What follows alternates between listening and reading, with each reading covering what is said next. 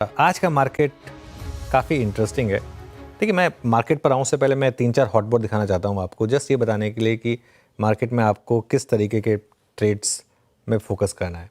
ये है निफ्टी का चार्ट, कुछ भी ट्रेड नहीं है आपके लिए, ठीक है। अब आएगा बैंक निफ्टी का चार्ट, वो लेकर आइए ज़रा स्क्रीन पर। वहाँ भी देखिए किसी तरीके का कोई आपको ट्रेडेबल मूव नहीं दिखाई देगा। लेकिन आप स्टॉक्स देखिए, आप HPCL का चार्ट देखिए फॉर एग्जांपल।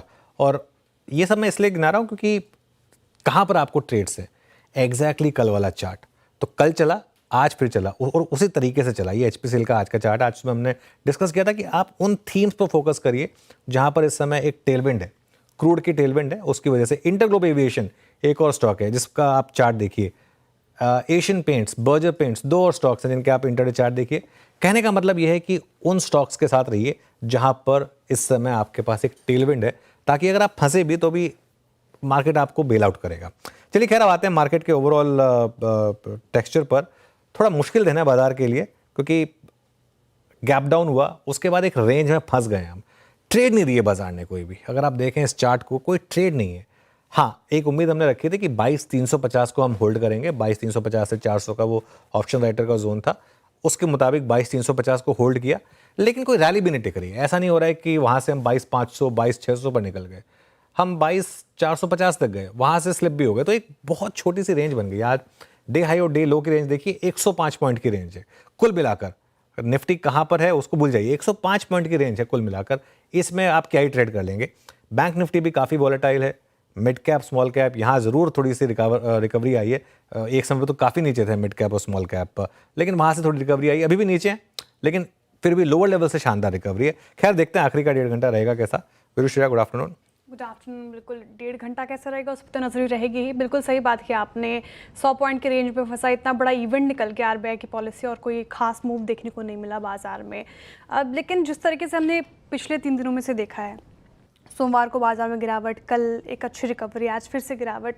आज के स्पेशल देखें तो जिस तरीके से मार्केट ने रिएक्ट किया है आज, ऐसे में कैसे नेविगेट करें इस मार्केट को, क्या हिदायत रहेगी? देखिए, आज मार्केट को ना ऑप्शन राइटर्स ने जकड़ा हुआ है बुरी तरीके से। 22,350 के पुट और 22,450 की कॉल। यहाँ पर सुबह से ही सबसे ज़्यादा एक्टिविटी हुई और मार्केट उसी के हिसाब से काम कर रहा है।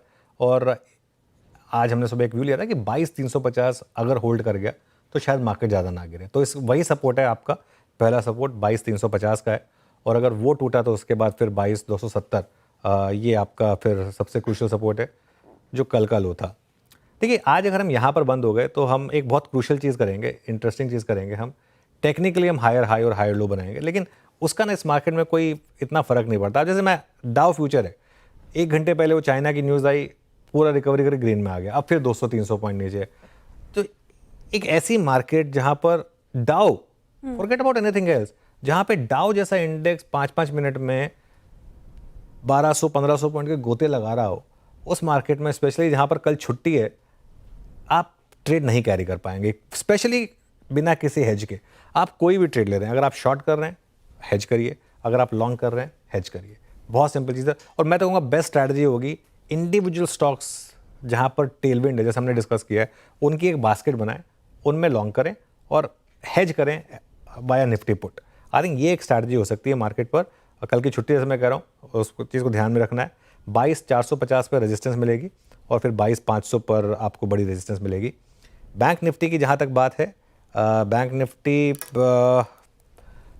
में जहाँ तक आप ओवरऑल व्यू देखेंगे, एक रेंज बनी हुई है श्रेया, बहुत छोटी सी रेंज है आज, 50,000 से 50,500 की। आज का लो 50,000, आज का हाई 50,500। तो उसको थोड़ा सा आप बस रिस्पेक्ट करें और उसके बाद कुछ दिनों के लिए मेरे ख्याल से इंडेक्स को छोड़ दें तो कोई दिक्कत नहीं है। चलिए अब एक बार चलते हैं वीरू के पास और जानते हैं कि आज स्टॉक स्पेसिफिक एक्शन कहाँ पर आ रहा है। वीरू, गुड आफ्टरनून, बताइए। गुड आफ्टरनून अनुज। अनुज, अभी हालांकि सिर्फ बुधवार है, एक दिन की छुट्टी है, लेकिन अगर आप वीकली कैंडल देखें ना, वीकली ये निफ्टी FMCG के, मेरे ख्याल से मैं जा रहा था लोकेट करने की कोशिश कर रहा था कि नियरेस्ट फ्यूचर में ऐसी कोई कैंडल नहीं थी जो इस हफ्ते की कैंडल को कंपेयर करे और कंपैरिजन में आगे निकल जाए। नो, निफ्टी FMCG के इंडेक्स शुरुआत हुई थी 51,313 से, नाउ इट्स 52,243। सबसे स्ट्रॉन्गेस्ट वीक रहा है ये इसके नियरेस्ट करियर का। और 20 वीक एक्सपोनेंशियल मूविंग एवरेज के ऊपर डेली पर 100 डेमा के ऊपर मैं यहाँ पे एक बात कहना चाहता हूँ अनुज कि ये इंडेक्स वो 1 फरवरी वाला जो हाई था वो तो खैर उससे तो खैर बहुत दूर है, बट उस दिन एवरेज कटा था 100 डेमा, अगले दिन कोलैप्स हो गया था, लेकिन निफ्टी एफएमसीजी आज वो पार करता हुआ। कल जिस प्रकार का एफएमसीजी स्टॉक फ्यूचर से बिल्डअप था, रिएक्शन बिल्कुल वैसा ही है। मैं किन किन स्टॉक्स को कंसिडर करूंगा, आज पूरा एफएमसीजी ऊपर है, बट पहला स्टॉक लूंगा अभी से इस प्राइस से। एक बार लेके आइएगा स्क्रीन पे HUL। HUL is crossing exactly 100 day exponential moving average. मेरे पास चॉइस बहुत सारे स्टॉक्स के, लेकिन मैं HUL को पिक करूंगा। 2351 पे डे हाई पर strong long buildup, 4.25 lakh share का शेयर यहाँ पे एडिशन है और 100 डे में क्रॉस करता हुआ। उसके बाद एक बार स्क्रीन पे रखिएगा एवेन्यू सुपरमार्ट, लोअर ट्रैजेक्टरी से ऊपर निकलता हुआ और इस वक्त ऑलमोस्ट 2% ऊपर। सिर्फ मैं अगर कल के और परसों के सेशन को निकाल दूं जिसमें बहुत ही ज़्यादा वॉलेटिलिटी थी, उसके बाद एक बार फिर से ये 200 डेमा के ऊपर कमांडिंग पोजीशन में 1.5 लाख शेयर का बिल्डअप था यहाँ पर। तो HUL और तीसरा स्टॉक रखूंगा वो दैट्स मैरिको 696 पे। मैं एक चीज़ फील कर सकता हूँ अनुज कि यहाँ पर वो जो 700 के कॉलाइटर्स हैं उनका कन्विक्शन थोड़ा सा कम हो रहा है। इट सीम्स, ये लग रहा है कि अब ये 700 के जोन को बाइसेक्ट करने की तैयारी कर रहा है। 21 अक्टूबर के बाद अब तक के सबसे हाईएस्ट क्लस्टर वो जो थे उनको पार करने की कोशिश करता हुआ। तो एफएमसीजी और एक एवेन्यू सुपरमार्ट। अनुज, ये एफएमसीजी ने को बाजार ने एग्जैक्टली चूज क्यों किया? क्या ये हमारे पास एक मात्र डिफेंसिव था इसलिए हमने चूज कर लिया, या फिर मॉनसून की जो स्काई मेट की टिप्पणी है it's going to be a good monsoon this year, अच्छा मॉनसून रहेगा, क्या ये उसका रिएक्शन है? नहीं, तीनों चीज़ों को मिलाकर देखिए, आज सुबह जो हमने बात की थी कॉम्बिनेशन है ये। क्रूड का नीचे आना, बहुत सारी एफएमसीजी कंपनियों में क्रूड एक बहुत बड़ा पॉजिटिव है। क्रूड का नीचे आना, मॉनसून का पॉजिटिव होना और रेट कट, और अब देखिए टैक्स कट का भी इम्पैक्ट दिखने लगेगा। और अब एफएमसीजी में वो रैली शुरू होगी जो जिसकी हमेशा से लोग एक्सपेक्टेशन कर रहे थे, जो पोस्ट बजट शायद चल ही नहीं पाई थी। एक और चीज़ वीरू, ये एक ऐसा सेक्टर है जो प्योरली आपके टैरिफ वॉर से अछूता है।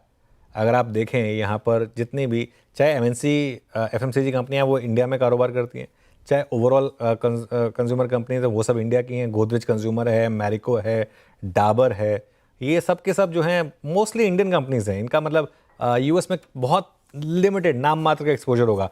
कहने को आप कह सकते हैं कि वहाँ इंडियन स्टोर्स में इनके प्रोडक्ट्स मिलते हैं, लेकिन वो हम सब जानते हैं कि वो इतना बड़ा वो नहीं है जो इनको डिस्टर्ब करेगा। तो ये आई थिंक मार्केट ने एक कॉम्बिनेशन लिया है इन तीनों चारों चीज़ों का। आई थिंक उसकी शुरुआत हुई ब्रेंट का गिरना। आई थिंक 2-3 दिन पहले भी हम मैरिको और गोदरेज कंज्यूमर की बात कर रहे थे कि क्रूड के गिरने से, आई थिंक कल ही बात कर रहे थे इनफैक्ट, कि क्रूड के गिरने से ऑयल मार्केटिंग कंपनी तो चलेंगी, लेकिन जो ऐसे स्टॉक्स हैं उन पर भी ध्यान रखिएगा, उन पर भी काफ़ी इंपैक्ट आएगा। तो ये मेरे ख्याल से उसका इम्पैक्ट है। प्लस जैसा आपने बोला मार्केट में इस समय रिस्क ऑफ है, तो इसके लिए मार्केट थोड़ा सा अग्रेसिव होने के बजाय थोड़ा डिफेंसिव हो रहा है, इसका तड़का यहाँ पर जुड़ा है। चलिए अब श्रेया के पास चलते हैं। श्रेया बताइए ट्रेंडिंग स्टॉक्स और स्टॉक्स कार्यक्रम का क्रम। समझेंगे कार्यक्रम का क्रम भी है, ट्रेंडिंग स्टॉक्स। लेकिन एक सवाल मेरी तरफ से ये, हालांकि आपने थोड़ी इस पर चर्चा भी की और डिटेल में जानना चाहूँगी मैं आपसे। HPCL आपने चर्चा की, काफ़ी ज़्यादा अच्छा ये स्टॉक परफॉर्म कर रहा है। कल भी अच्छी परफॉर्मेंस थी, आज भी देखिए ऑलमोस्ट डे हाई के आसपास ही कारोबार करता हुआ। लेकिन जिस तरीके से OMCs में हमें मूव देखने को मिल रहा है, आपकी कल की भी पिक थी शायद बिग स्टॉक्स की, अच्छी तेज़ी, BPCL भी देखिए तेज़ हो रहा है। तो इस पर्टिकुलर स्पेस में अभी क्या कोई राय बनती नजर आएगी, क्या हिदायत देंगे ट्रेडर्स और इन्वेस्टर्स को? हाँ देखिए, स्पेसिफिकली देखें HPCL में 2 दिन में मेरे ख्याल से 7-8% का मूव आ गया कल जब हमने उसको पिक किया था उसके बाद से। ये मैं फिर लोगों को कह रहा हूँ, इस समय ना आपके पास, और अगेन थोड़ा सा मैं तोल के बोलूँगा शब्दों को अपने, इस समय आपके पास एक टेलविंड है कि मंदी की वजह से, जो मर्जी रीजन की वजह से कहें, क्रूड गिर रहा है और उसका एक इम्पैक्ट आपको पॉजिटिव देखने को मिलेगा। प्लस आई थिंक जो सरकार ने बात कही थी ना, हरदीप पुरी जी ने भी जो कही थी बात कि अभी हम देखेंगे पेट्रोल डीजल प्राइस कम करेंगे या नहीं, वो अगर और क्रूड नीचे गिरा और नीचे रहा तभी देखेंगे। मतलब फोकस है उनका थोड़ा सा ऑयल मार्केटिंग कंपनीज की बैलेंस शीट्स रिपेयर करने का। तो इस वजह से ये थोड़ा सा एक रीज़न है। मुझे लग रहा है कि इसमें अभी भी थोड़ा सा मूव बाकी है। यहाँ पर मुझे लग रहा है कि थोड़ी और रैली हो जाएगी तो मुझे हैरानी नहीं होगी। इसमें बस एक चीज़ आएगी, वो जो LPG के लॉसेस थे उसका कॉम्पनसेशन रिजल्ट से पहले आएगा या नहीं आएगा। अगर नहीं आएगा तो एक बार के लिए थोड़ा सा झटका लगेगा, लेकिन अदरवाइज टेक्सचर यहाँ पर मुझे लग रहा है काफ़ी पॉजिटिव है। टेक्सचर